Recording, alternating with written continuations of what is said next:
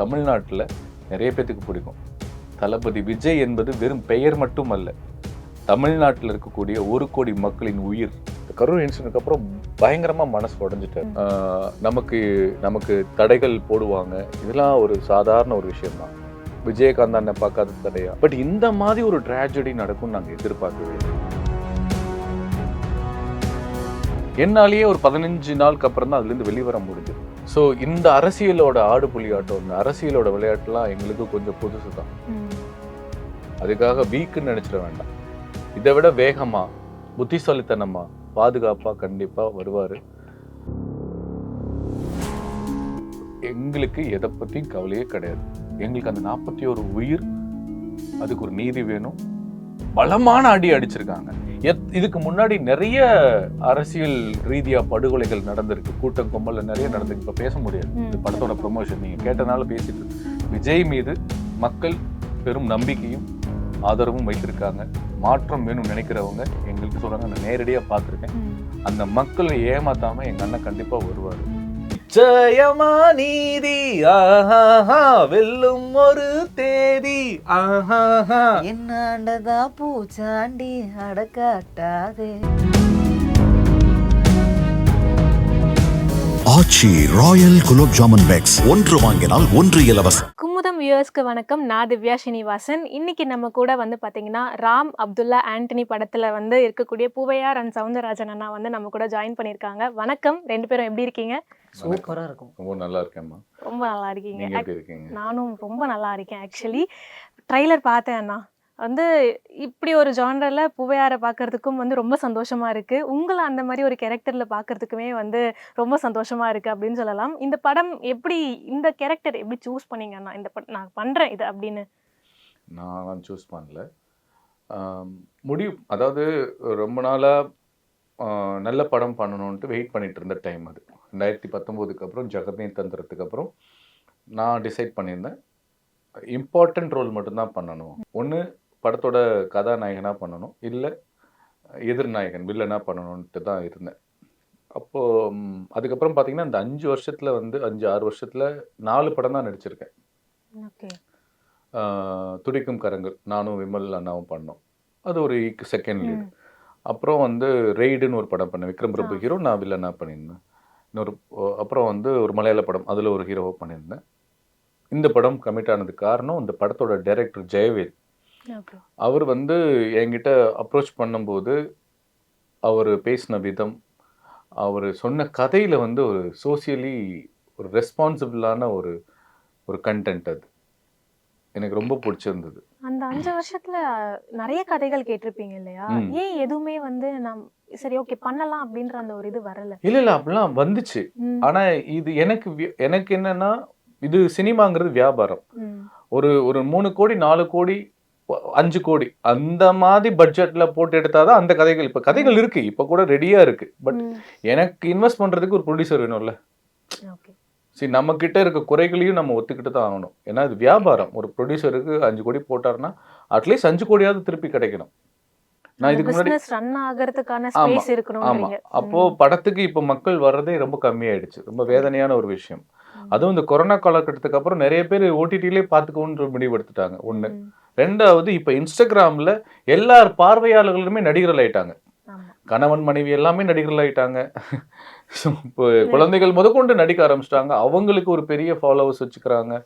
அவங்க இப்போ படம் எடுக்கிறது, எடிட் பண்ணுறது, அப்லோட் பண்ணுறது, இதுவே போயிடுது. அப்போ சினிமா தேட்டருக்கு வர வைக்கணும்னா அதை விட பெரிய ஒரு விஷயத்த நாங்கள் பண்ண வேண்டியிருக்கு.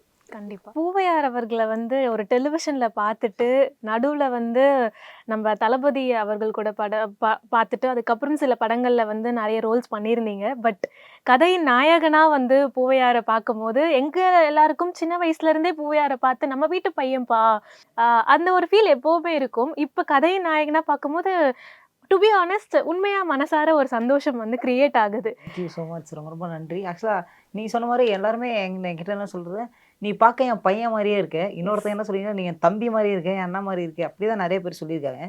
ஸோ மக்கள் வந்து அவங்க வீட்டில் ஒருத்தனாக தான் என்னை பார்க்குறாங்க. இப்போ இந்த ட்ரைலர் கூட நிறைய பேர் வந்து எனக்கு நிறைய பேர் கங்க்ராட்ஸ் பண்ணியிருந்தாங்க.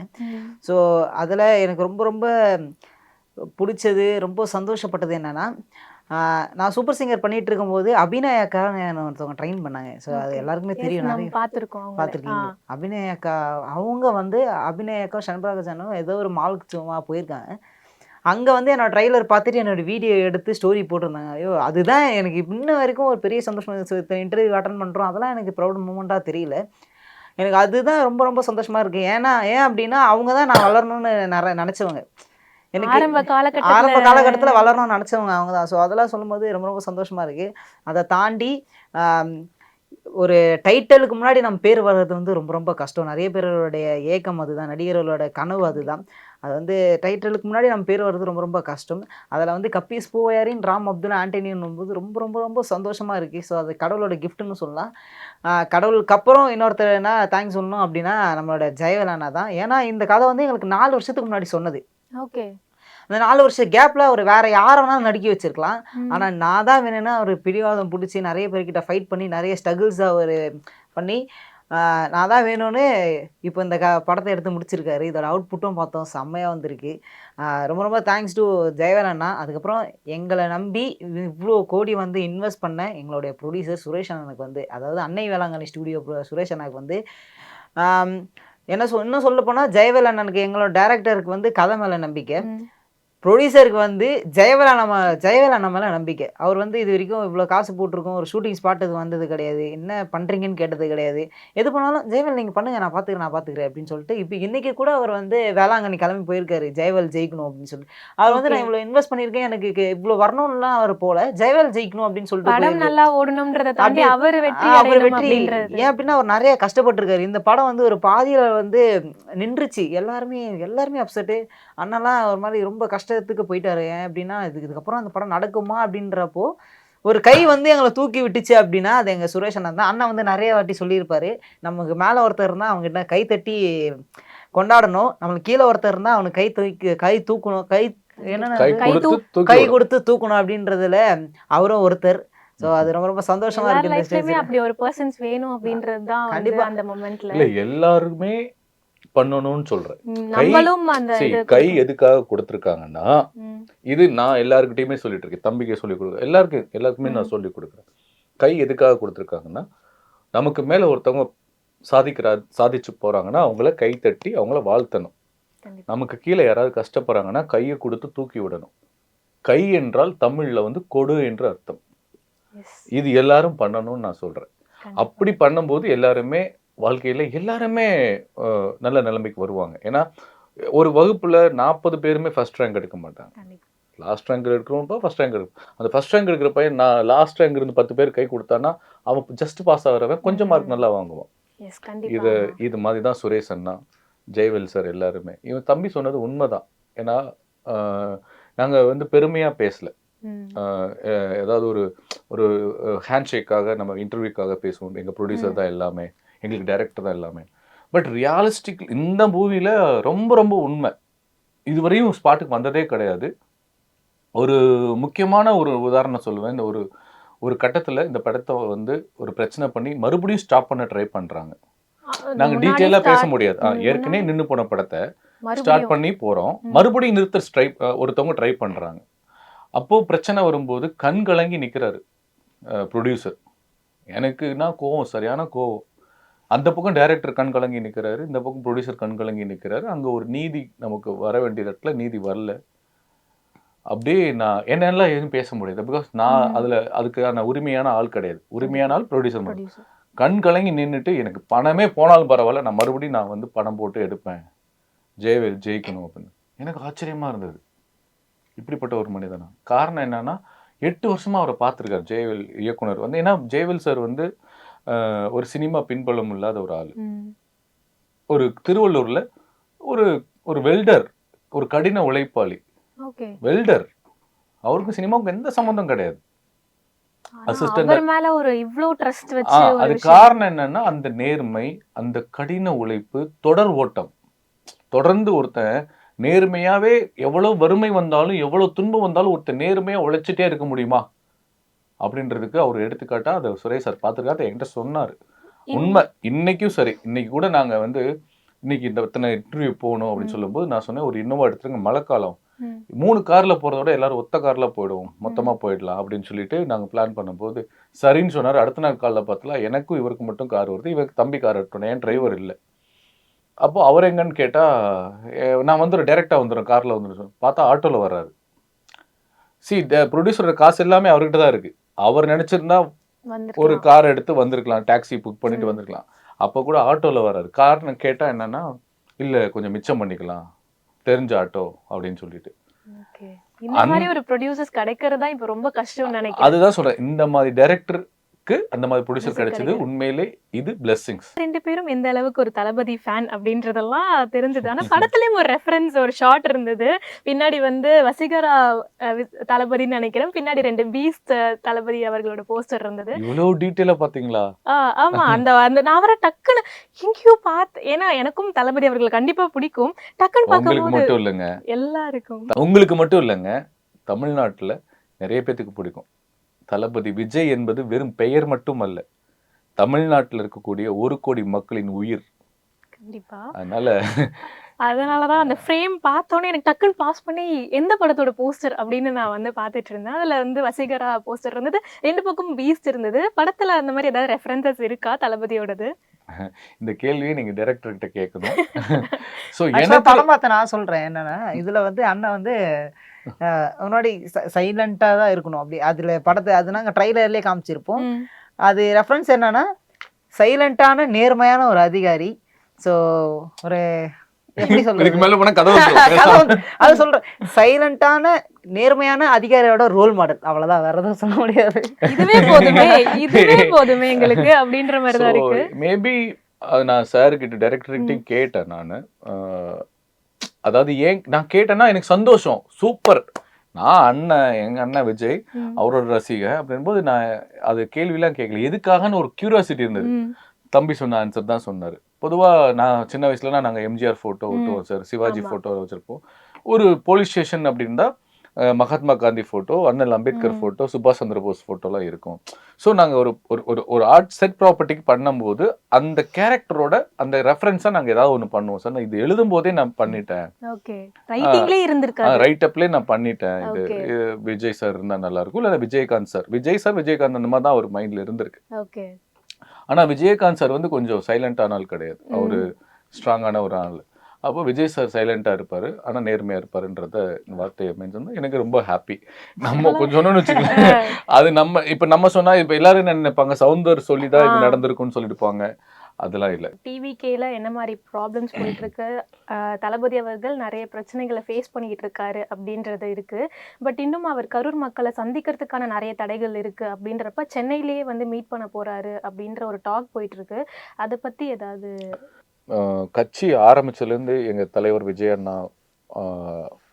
February 2, 2024 இன்ன வரைக்குமே நல்ல, அதாவது இந்த கரூர் சம்பவம் வரைக்குமே நல்ல, ஒவ்வொரு நாளும் ஒவ்வொரு கான்ஃபிடென்ட் ஒவ்வொரு விதமாக போயிட்டு. இந்த கரூர் இன்சிடென்ட்க்கு அப்புறம் பயங்கரமாக மனசு உடைஞ்சிட்டாரு. இது நடக்கும்னு எங்களுக்கு தெரியும். அதாவது ஒரு ப்ராப்ளம்ஸ் வரும், நமக்கு தடைகள் போடுவாங்க, இதெல்லாம் ஒரு சாதாரண ஒரு விஷயம்தான். விஜயகாந்த் அண்ணன் பார்க்காத தடையா? அவரெல்லாம் மீடியாவில் நிறைய ட்ரோல் பண்ணியே அவரை வந்து ரொம்ப டிஸ்டர்ப் பண்ணாங்க. இந்த மாதிரி நிறைய எல்லா நாட்டிலையும் நடக்கும், எல்லா ஊர்லேயும் நடக்கும். ஸோ தடைகள் வரும்னு எங்களுக்கு தெரியும், எங்கள் தலைவருக்கும் தெரியும்.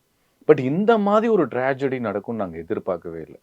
கண்டிப்பா யாருமே இது சத்தியமா ஒரு பெரிய, நானும் அந்த இடத்துல இருந்த கரூர்ல, எனக்குமே தெரியாது அந்த நேரத்துல என்ன நடந்ததுன்னே தெரியாது. பட் அதுக்கப்புறம் வர வீடியோ பார்க்கும்போது கனெக்ட் பண்ண முடியுது. நான் என்னாலேயே ஒரு 15 நாளுக்கு அப்புறம் தான் அதுலேருந்து வெளிவர முடிஞ்சது, அந்த ஒரு சம்பவத்துல இருந்து வெளிவர முடிஞ்சது. அப்போ ரொம்ப மனசுடைஞ்சு போயிருக்காரு, நொந்து போயிருக்காரு. மேலும் மேலும் பிரச்சனைகளை வந்து மக்களுக்கு எதுவும் வந்துடக்கூடாதுன்னு நினைக்கிறாரு. நான் அவர் தம்பியா இருக்கிறதுனால இல்லை ரசிகராக இருக்கிறதுனால நான் அவருக்கு சப்போர்ட் பண்ணி பேசல, அவரை புரிஞ்சுக்கிட்டதுனால நான் பேசுகிறேன், அவர் மேலே நம்பிக்கை இருக்கிறதுனால நான் பேசுகிறேன். மக்கள் மேலே அக்கறை உள்ள ஒரு மனிதர். நிறைய டைம் நாங்கள் பேசியிருக்கோம் பிகில் ஷூட்டிங் ஸ்பாட்டில். ஸோ இந்த அரசியலோட ஆடு புலி ஆட்டம், இந்த அரசியலோட விளையாட்டுலாம் எங்களுக்கு கொஞ்சம் புதுசு தான்.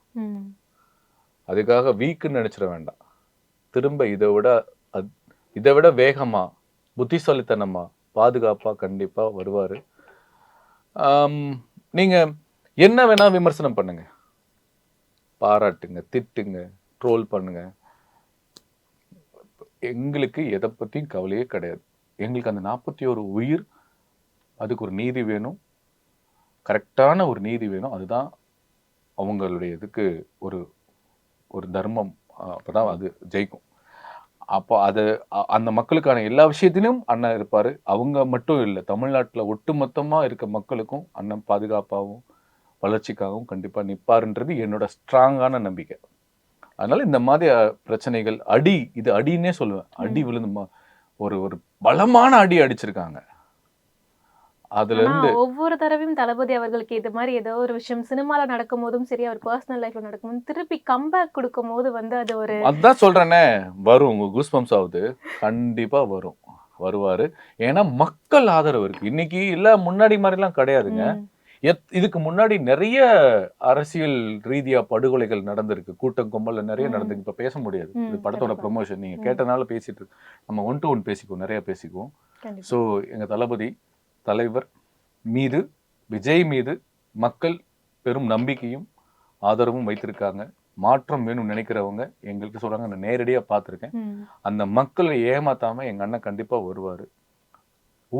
இந்த தாமதமோ இந்த காத்திருப்போ தப்பா எடுத்துக்காதீங்க.